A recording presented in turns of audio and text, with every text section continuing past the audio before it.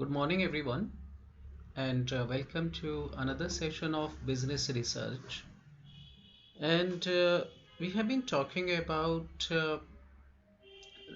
research design. It's under Unit 3. And last time, I hope I remember, I discussed with you reliability and validity. And that was just some understanding about validity and reliability. But today, we will explore more about reliability and validity because if you want to capture or measure a particular construct and you're not sure up to what extent that particular scale, measurement, or questionnaire is going to capture your construct, then there would be a problem with your study.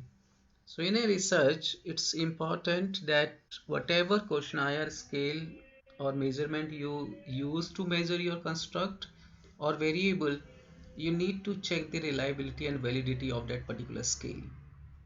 So before you go for further data analysis, the first kind of analysis or data analysis would be related with your questionnaire, which we call scale also, and in other words we call it measurement.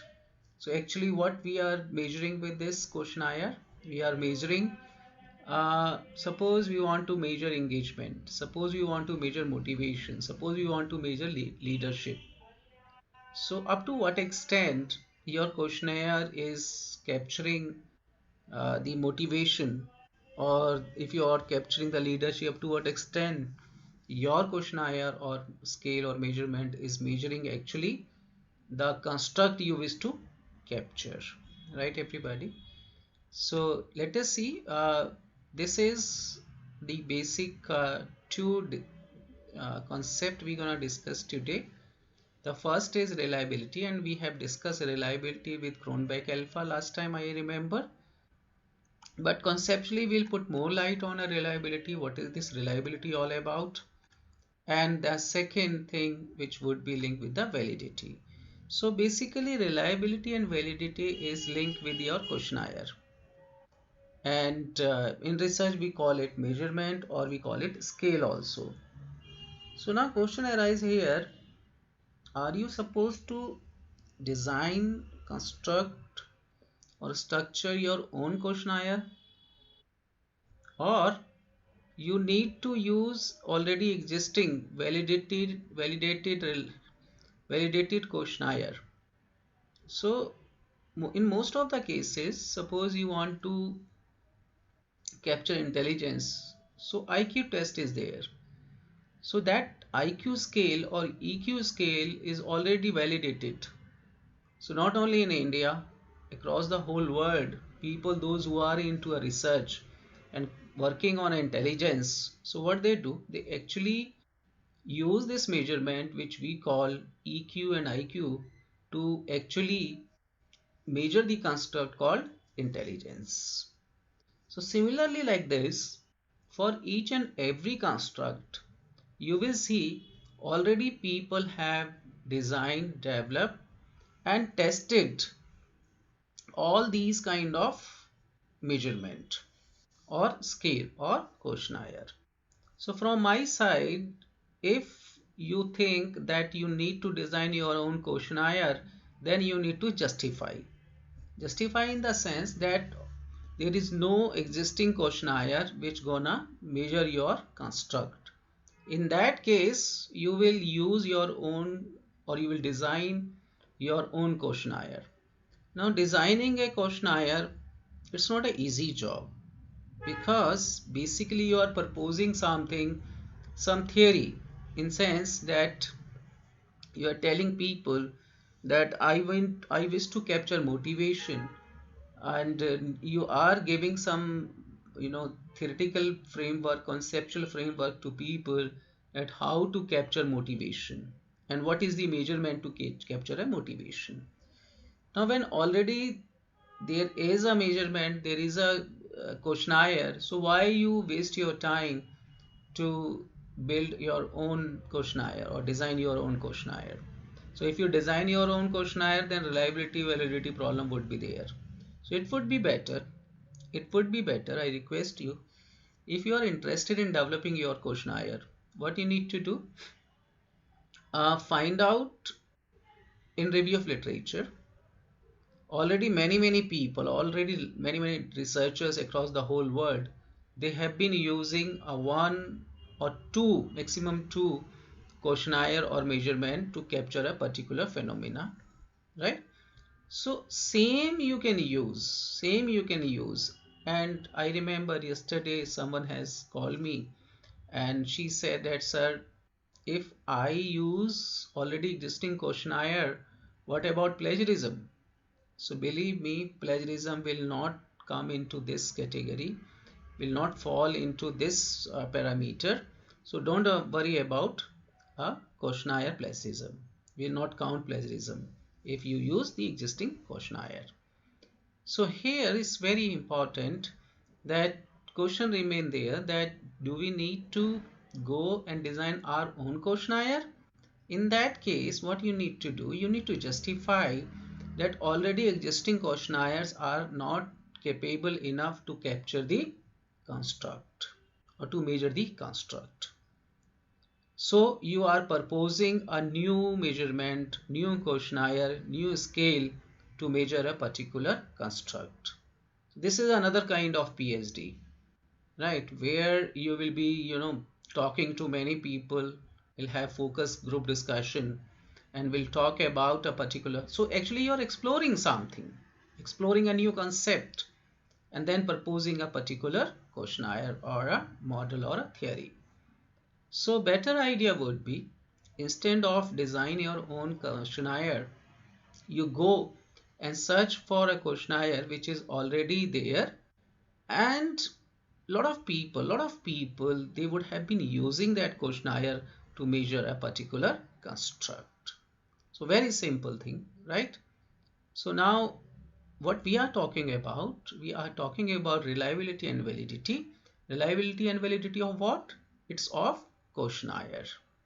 So before you go for relationship, hypothesis testing, association, or find out the impact, what you need to do, you need to check the data you have collected with the help of questionnaire. Is this data, is this information reliable, and up to what extent your data, your questionnaire, your information is actually capturing what you wish to capture. So I hope with this small introduction now you understand what we are looking for, what we wish. We wish that whatever questions we have in our questionnaire, together it's gonna capture a particular phenomena, particular domain, or a particular construct, right? And if you use same measurement, same scale again and again, if you get the same answer, that means your questionnaire, your measurement is reliable and validated, right? So I hope this is clear to all of you. Now we want such kind of questionnaire which would be reliable and validated.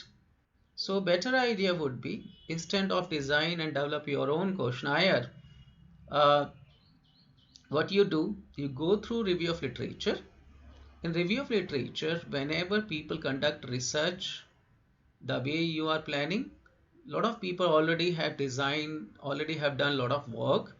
So go through that work, and in that work they will tell you that what kind of questionnaire they have used.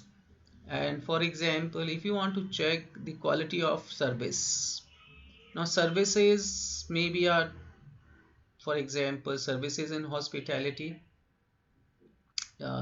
sector, services, quality of services in education sector, because education is also a services, hospitality is also services. Service quality, if you want to measure in medical field, medical field is also a services. So here you see a different domain: education, medical, hospitality. But if you want to capture the service quality, the capturing the service quality remain same. For that we have SurveyQual questionnaire. So now I hope things are clear to all of you, that whatever domain we have, you are going to explore, but to what you will be having one conceptual understanding of that particular tendency or human behavior, and then you will capture that particular construct. So let us move further. So here today we will I hope we'll able to complete our unit 3, and so main title was reliability and validity. So within validity and reliability, here you see we have a clear-cut criteria in measurement, and that is what goodness of measures. How we see that whatever we are measuring, we are actually measuring what? We are trying to measure or capture a particular variable or a construct.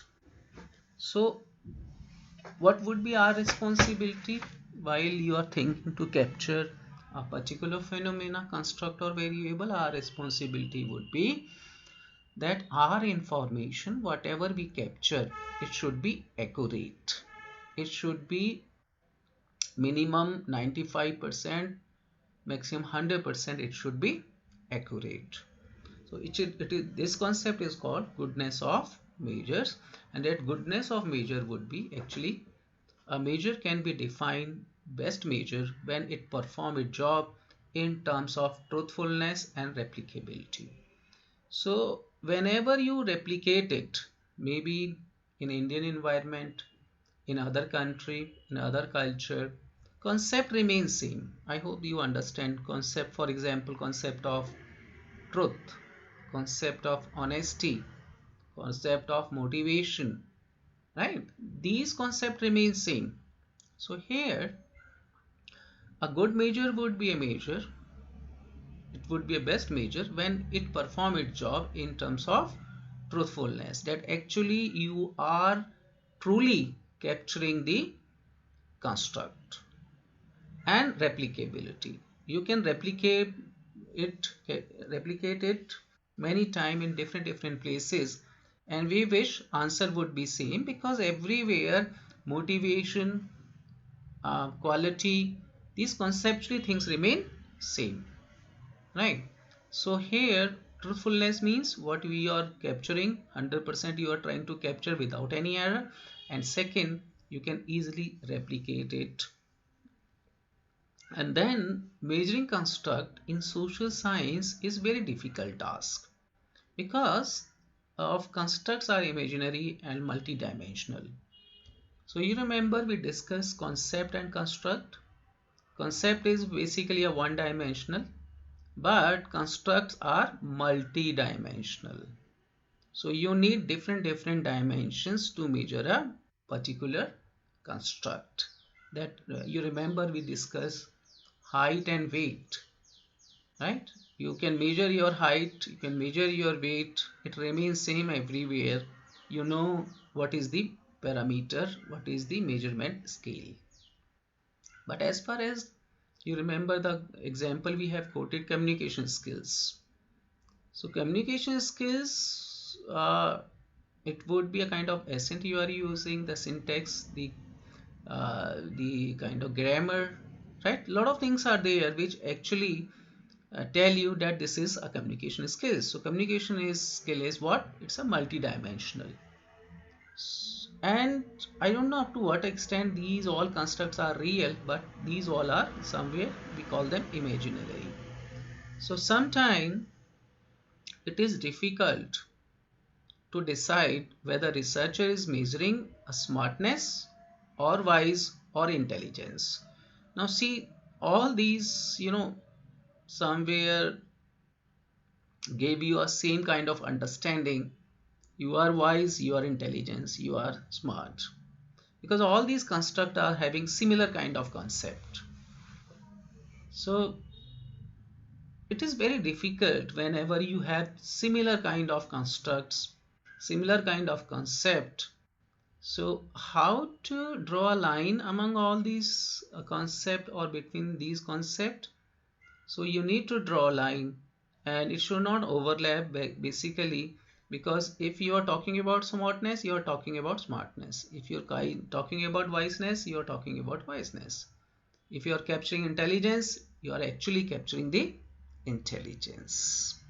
But here in social science, it is very difficult to decide whether the things you are capturing, it is wise, it's smartness or intelligence, because they are conceptually, you feel that they all are same.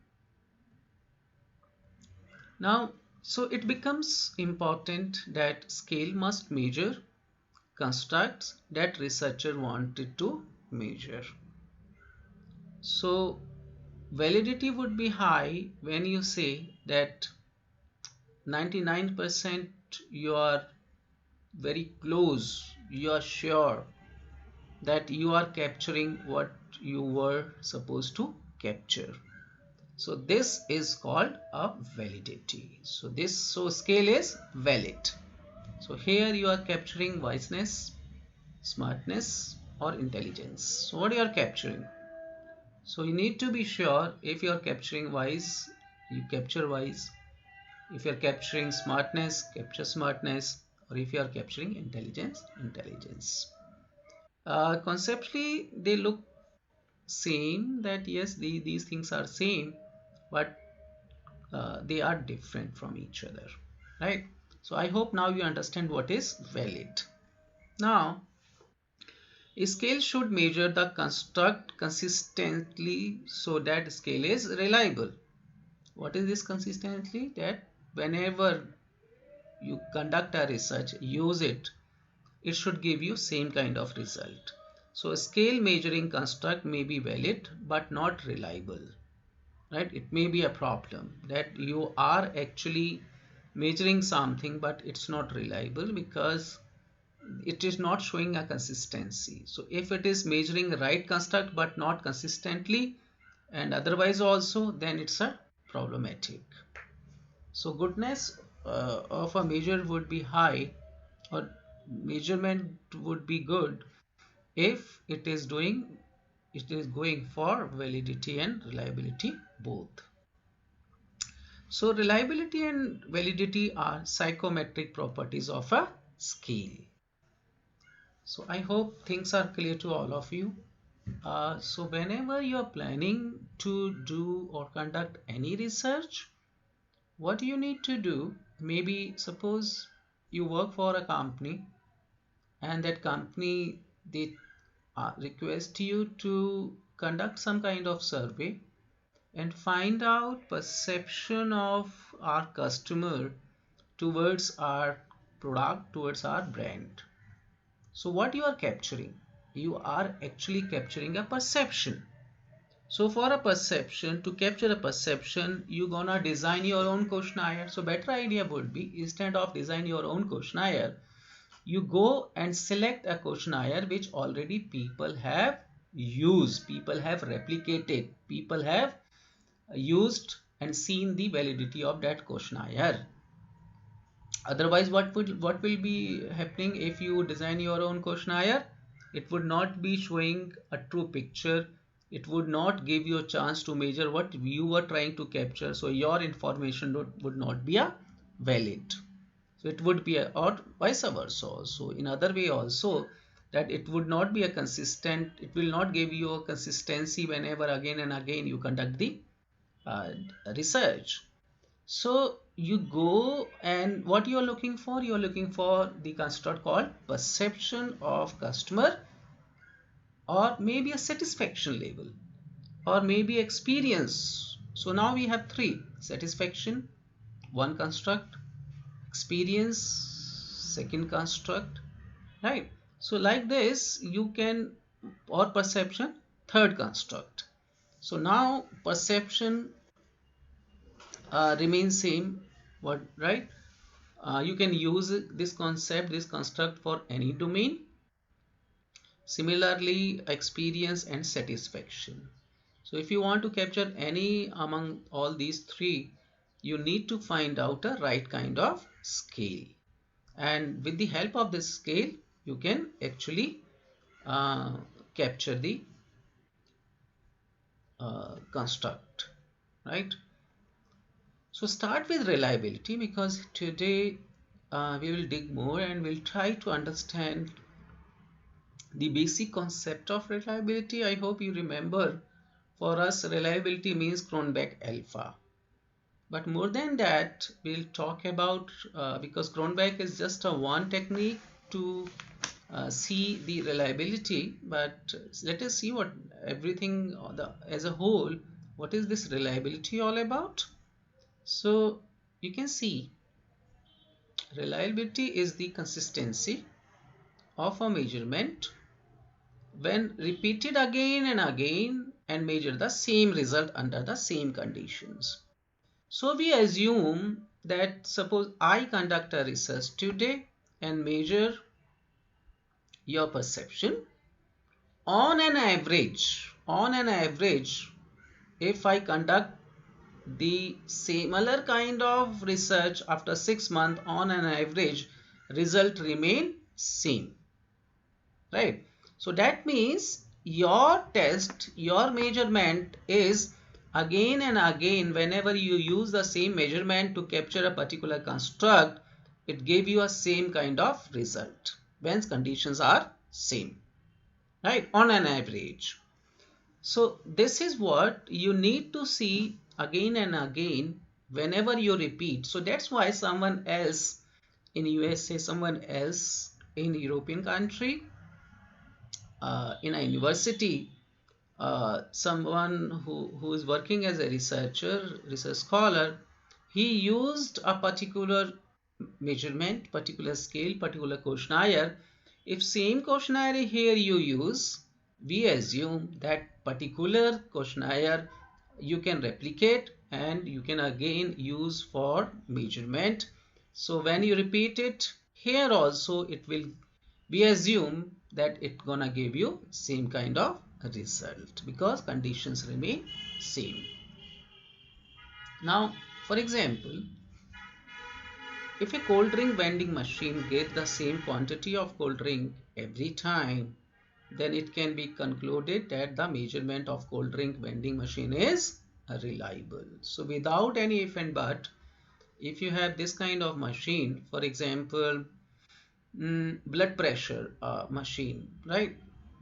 So whenever you check, or weight machine, height you want to measure, so you don't have any doubt, because you know you can use it again and again, you can use it any other place, you will see the things remain same, and it would be capturing for what purpose you have used it. So same thing, if you drink Coca-Cola and take it from vending machine from in Delhi, and you go to any part of India, you will see standards remain same. So the quantity it gave you, it remains same. Every time you go and take it, you will see the measurement of quantity of cold drink remain same. So it is, we can call it that the machine is reliable, because it's gonna give you same output whether you use it here in Delhi or some other place in India or abroad also. So the result does not vary due to measurement process or measurement instrument itself. So now here you see there is no variation at all, right? Whenever you repeat it. So we assume in reliability that whatever data you're gonna collect, uh, the there would be a very minor variation. On an average, it will give you a similar kind of output. Now here you see there are 5 types of reliability. So now you can check that reliability for Cronbach alpha that we discuss, right? So basically, conceptually you understand Cronbach alpha, but beside that there are other types of reliability also. Here you can see the types of reliability.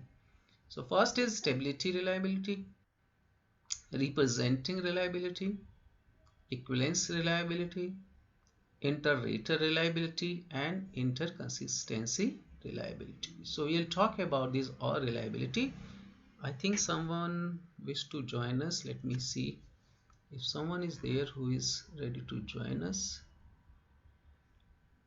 No, no, nobody is there. Okay, so let us continue with our discussion.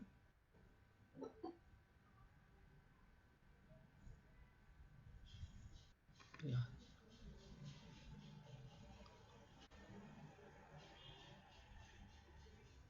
So let us continue with our discussion from current slide. Okay.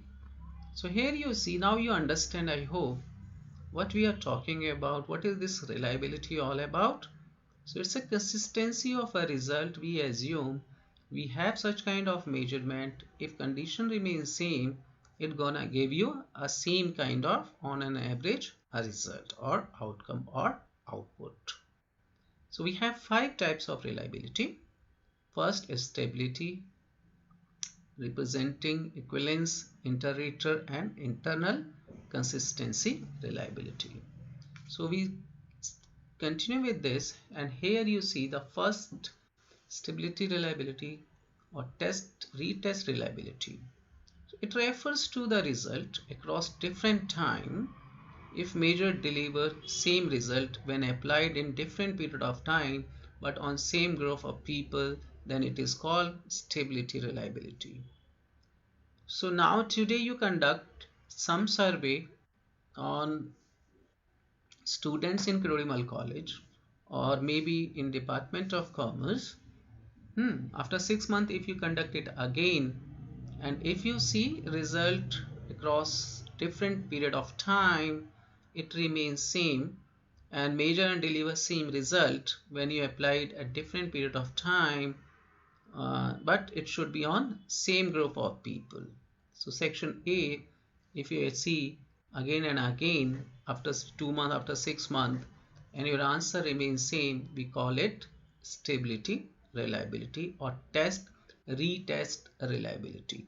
So you can test again and again over the period of time, and it help you to make sure, or would like to ensure you, that your measurement, your scale, your questionnaire is capturing the same thing and result remain same. The testing construct remains same in each occasion. The time between two measurement is critical and depend on how much time is being elapsed. So better idea would be if you take always a short period of time, because what happens in long term, everything become variable, right? So it would be really good if you maintain the consistency of time also, and it should not be a very long period of time, because in long period of time what happens, preferences, taste, like, dislike, it's keep on changing, right? Things are dynamic, things are so dynamic. So here you see very important thing, that most of the things we assume remain same, the environment, the other things remain same. So if you conduct this test again and again on same people, you will have same kind of, similar kind of answer. The correlation between two measures would be high when time span is short. So when it's a gap of 1 month. So for example, you are in first year, after each and every 1 month you keep on testing the preference taste, you will see result is same. But if you compare it when you come here in first semester and the last semester, you will see there is a variation, right? So because when you come here in first year, for next 1 year you will have similar kind of, you will be in similar kind of activity, but you will see in second year and third year when you come, things changes, and you see that in short term, short period of time, the correlation would be very high between first result and second, but when you go for a long period of time, correlation would be low if time span is high. It's very obvious thing, very obvious also. So this is the first kind of reliability. Now second, reliability is called representing reliability. For what purpose we are talking about reliability? we are talking about reliability because uh, we need to capture a particular construct or variable with the help of scale, questionnaire, or a measurement. And we need to be sure that whatever questionnaire we are using, it would be reliable. Whenever you use it again and again, whether on same people or with the same condition, it will give you a similar kind of result. Now, second approach of reliability, it's a representing reliability. It is linked with different subgroups, and is measurement giving the same result if applied to the different people.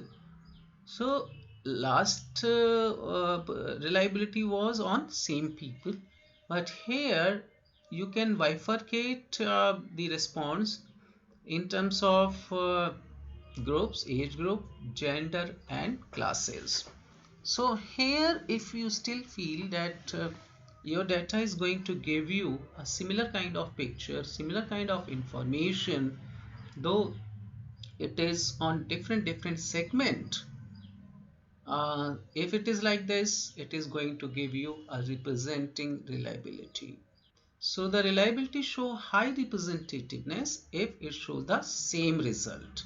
So if you conduct a research across different age group, across male and female gender wise, and maybe a classes, right? So if you see a same kind of representation or same kind of result, then the reliability would be high. Then after, so the first was on same group, second was on different groups, and now we come to the third kind of reliability. So in third kind of reliability, it's actually equivalence reliability or parallel form reliability.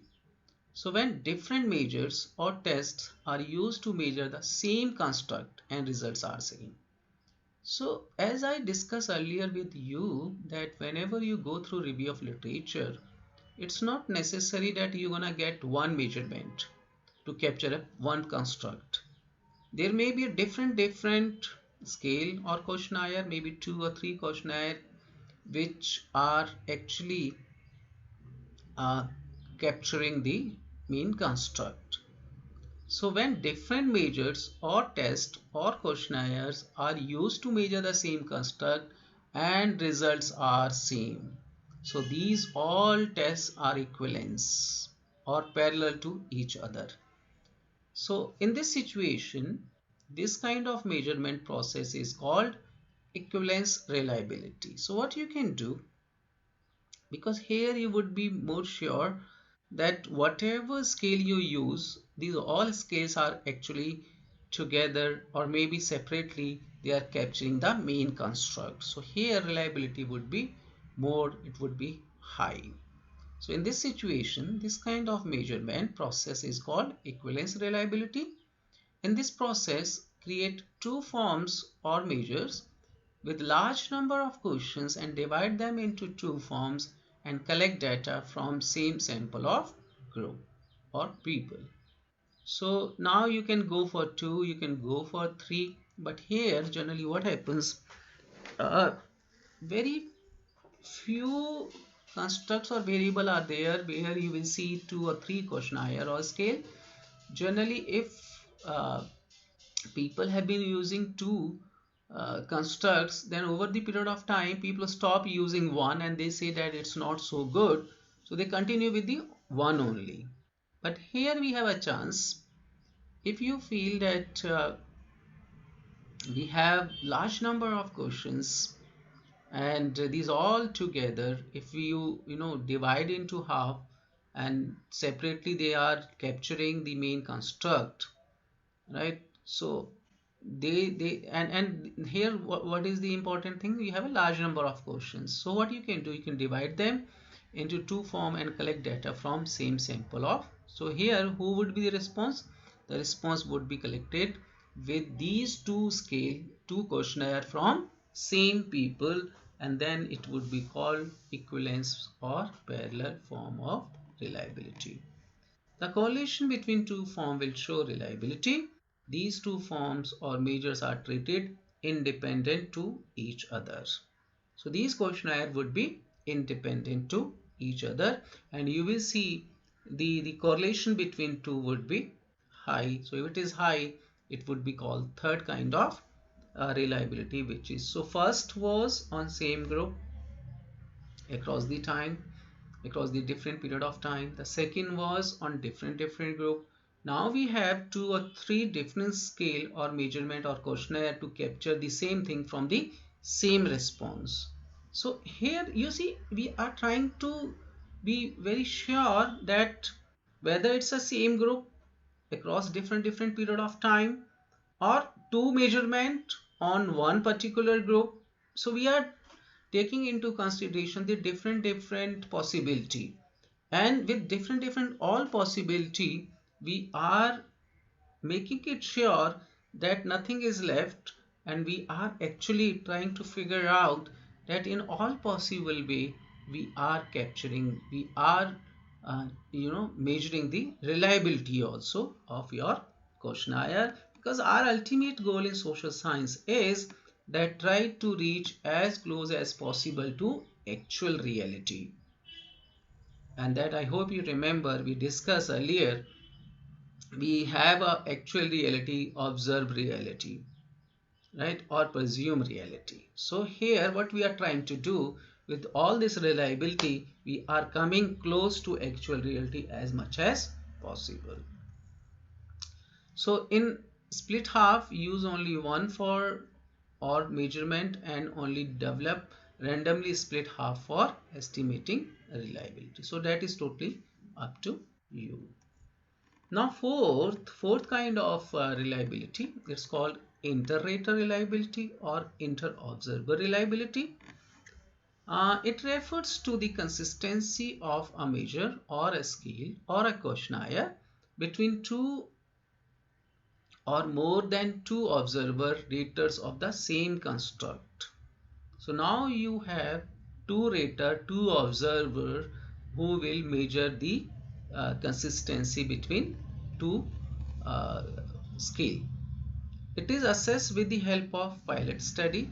Whenever you use humans in a measurement process, it is very difficult to get same result. I hope you understand, which are reliable or consistent. So they show inconsistency and they misinterpret the questions.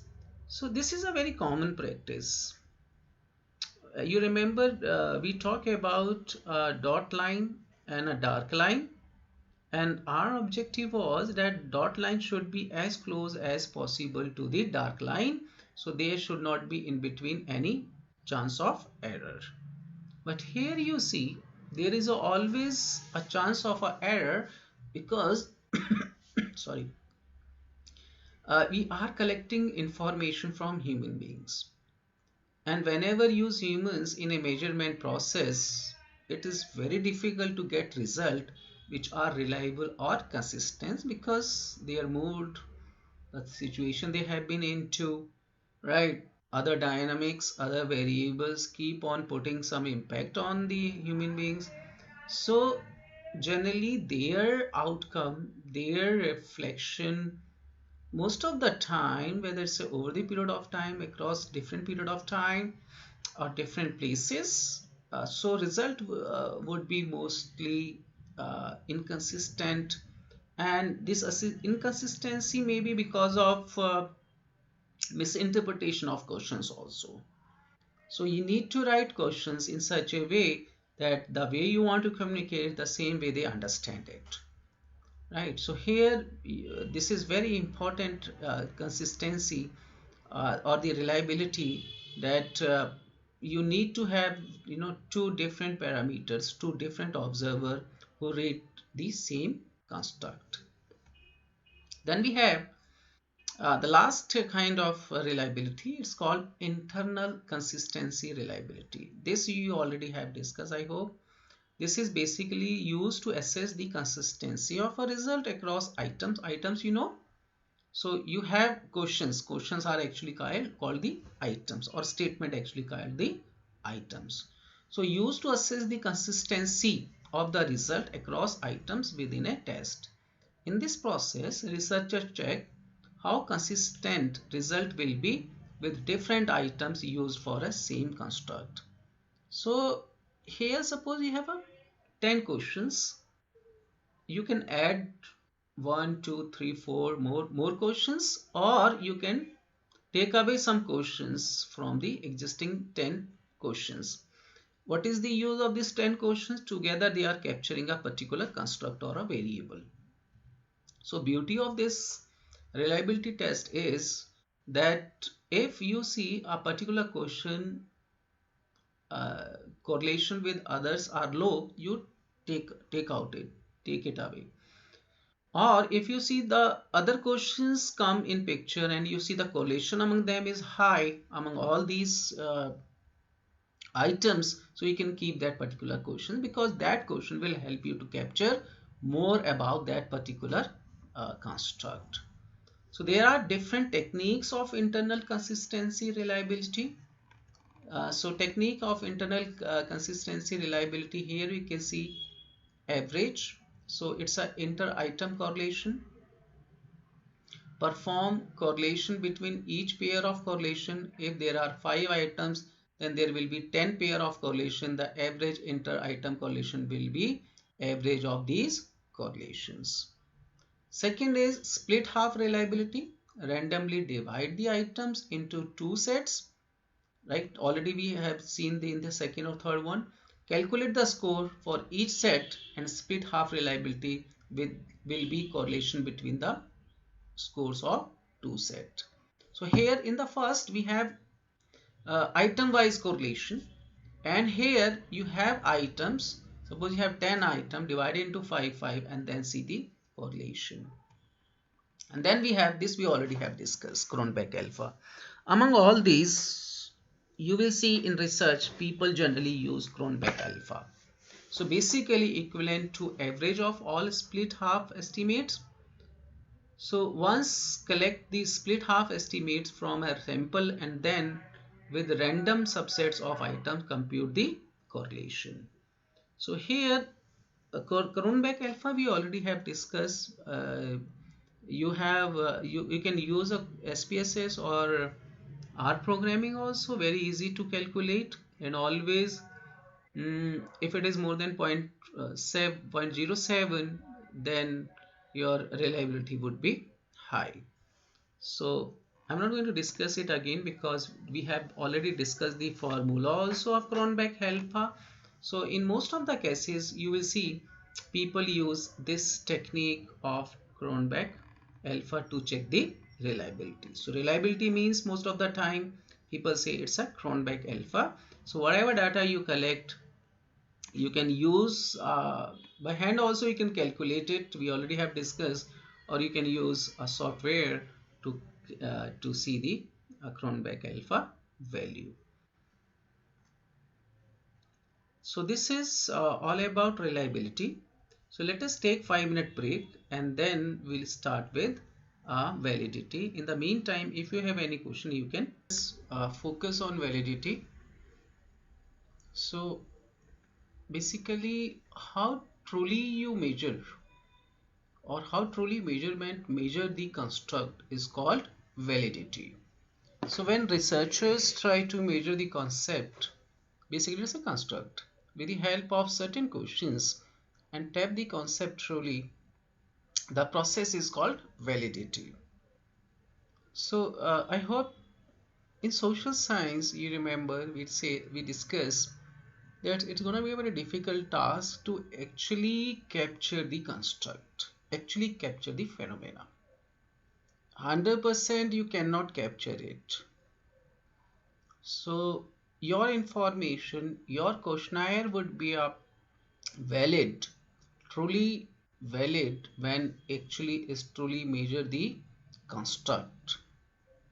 And I hope you understand 100% in social science you cannot be sure, or you cannot be valid. So according to Anol Bhattacharya ji, validity, often called construct validity, refers to the extent to which a measure adequately represents the underlying construct that it is supposed to measure. And for instance, if a measure of a compassion really measure compassion and not measuring a different construct such as empathy. So here a compassion empathy, they are somewhere describing a same kind of phenomena, but there is a difference. So here the validity of your questionnaire would be high if you wish to capture with the help of your questionnaire you are capturing compassion. You should actually capture the compassion. If you are capturing empathy, it should capture the empathy only. So in measurement process, as far as validity is concerned, validity can be assessed at two levels, theoretical and empirical level. So at theoretical, you can see this level explain how theoretically construct described at operation level. This is called translational validity, and it is of two types.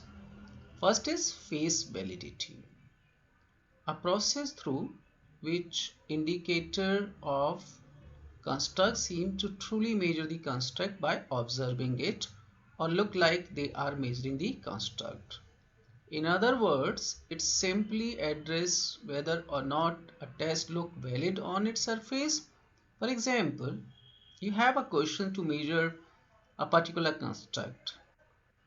Asking a lot of questions and giving a lot of example by a student give indication that class is interesting. So 100% attendance of a student may not confirm that class is interesting. So hence indicator has face validity. So when you observe something, when you see something, and when you read out questions, and as an expert, you can say that yes, these questions are somewhere, or these answers are somewhere capturing the main construct. So this is what face validity. You are not going to use any particular technique, but we want to talk to expert. We want to take their opinion on these all items or questions or answer, and then they tell us that yes, all these questions actually gonna capture your construct. So very simple test, just to talk to expert and take their opinion that how do you see these questions, do you think that together these questions would be capturing a particular construct. So they, on the basis of experience, on the basis of practice, when they read out all these questions, they guide you, they tell you yes or no, yes or no, whether these questions are capturing or not capturing the main construct. So face validity is a very simple concept. So second, theoretical level validity, content validity. It represents that measure include adequate set of items to measure the concept. So on the one side, these questions are actually capturing, but do you think some more questions would be needed, or some questions should be taken out? So here, content validity, it represents that measure include sufficient adequate set of items or questions to measure the concept. In other words, a test with content validity has items that satisfactorily assess the content being examined. So here they can put more content. So on the one side you have different questions.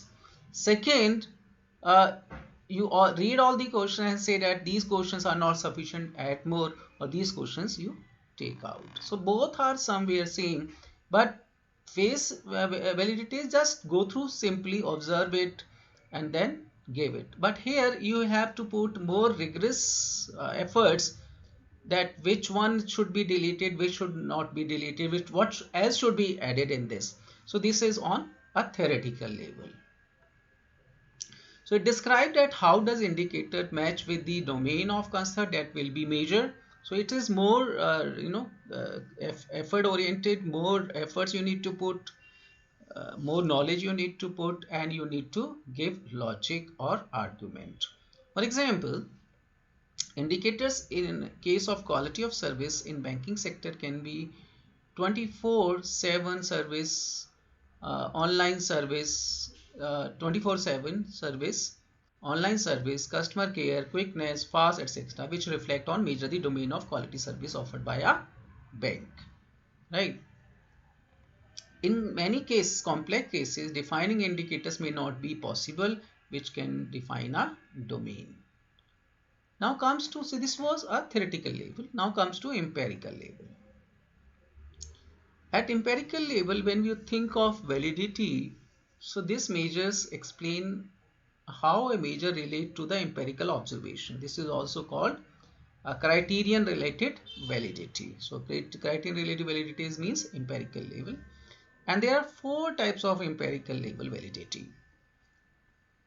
First, convergent validity. So if you are going for your MPhil or PhD, now this has become fashion that a lot of people, they not only go for exploratory factor analysis, and whenever they go for confirmatory factor analysis, they go for this empirical level research. So in CFA, generally what we are doing, we are going for convergent validity, discriminant validity. So there you have a data and you use some technique, but do you know what is the motto, what is the concept of using these different empirical or these kind of techniques? So you should know conceptually that what is this convergent validity. If you use SPSS or R programming to check the CFA conformity, you go for conformity factor analysis. Actually you are going for convergent validity also, and you are going for discriminant validity also, and together you are going for overall validity also. So first we'll go for convergent validity. What does it mean? It means closeness of a measure to construct is called convergent validity. How closely a measure defines a construct, right? So truly on the basis of data you have collected, when you use this technique on SPSS or R programming, it's gonna tell you that how closely your questionnaire, your scale is capturing the original uh, construct. So when the score obtained with two different instruments measuring the same concept are highly correlated, then the convergent validity is established. So here they gave you a chance to use two instruments, and if their answer is same, that means the correlation is high between these two, we call it convergent. So that means your questionnaire is valid and someone else is using some other items in a particular scale, that is also valid. So that means he is also capturing the same kind of construct, you are also capturing the same kind of construct, so both are same, right? If you use some other also, you would be capturing the same construct. So convergent validity is conceptually, this is the meaning of convergent. For example, service quality measure SERVQUAL is similar to other service quality measurement. Then we have discriminant. So a degree to which a measure does not measure other constructs that is not supposed to. So here it's very important. You may have two different questionnaire or scale or measurement to capture the same thing, but you need to make sure that it is not actually capturing something else. So up to what extent you are sure that your measure does not measure other construct. So basically it's capturing motivation, or it is capturing wiseness, so it should capture wiseness only, not smartness or intelligence. So this the main purpose of discriminatory validity. So this you can perform with the help of R programming or SPSS also. So in this process of discriminant validity, researcher check up to what extent indicator of one construct are different from other construct and uncorrelated. For example, need hierarchy measure Maslow's and by Hertzberg is not similar. Both are capturing, so conceptually they look same, but they are actually capturing, one is capturing physiological other needs. Here they are, so here ways are different, here they are capturing different things. Next we have predictive validity. Up to what extent a measure truly predict an outcome that is theoretically expected to predict.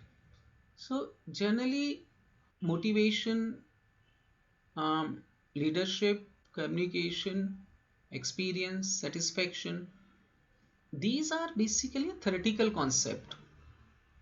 So here we need to predict, we need to estimate the outcome that is theoretical expected to predict. So that we need to check that theoretically we are checking this up to what extent this we are successful to capture this particular phenomena. For example, theorizing that a measure of IQ score should be able to lead how well a student will perform in management based profession. So you are actually now conceptually whatever measurement you have, you are attaching with the particular domain. So here you see IQ is actually a measurement to capture the intelligence, but here domain would be management based profession.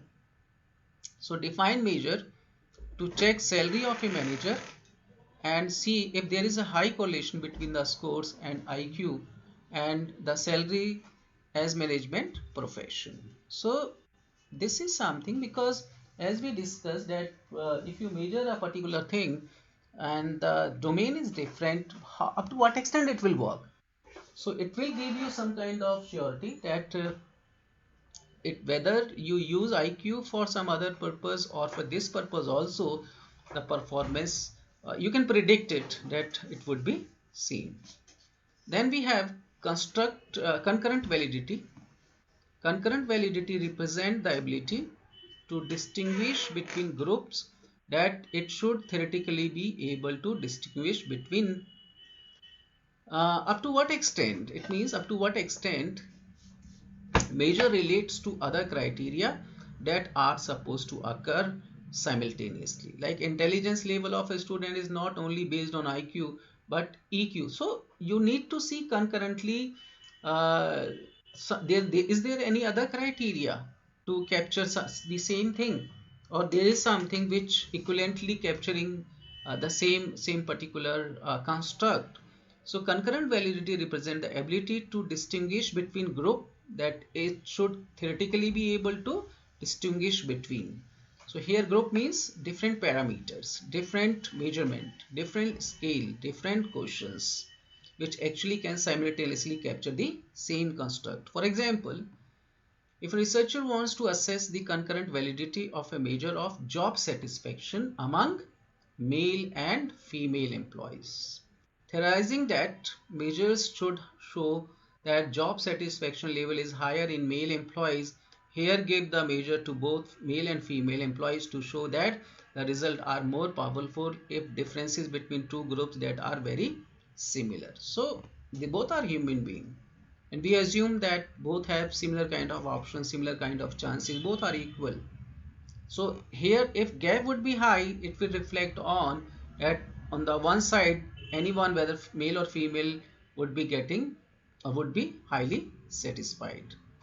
If there is no change, right, then what would be there? I mean, though no differences, then satisfaction level in both the group would be same. So this was concurrent validity. So empirically we check it whenever we go for CFA. So what is the main purpose of CFA? This is the main purpose. We go for concurrent, we go for predictive, we go for discriminant, we go for actually a empirical level, right? So we have four kind of validity: convergent, discriminant, predictive, and concurrent validity. And this we do on in a CFA. So thank you very much for joining today, and in next class we'll start with next unit 4. So thank you very much. If you have any question you can ask. Thank you very much.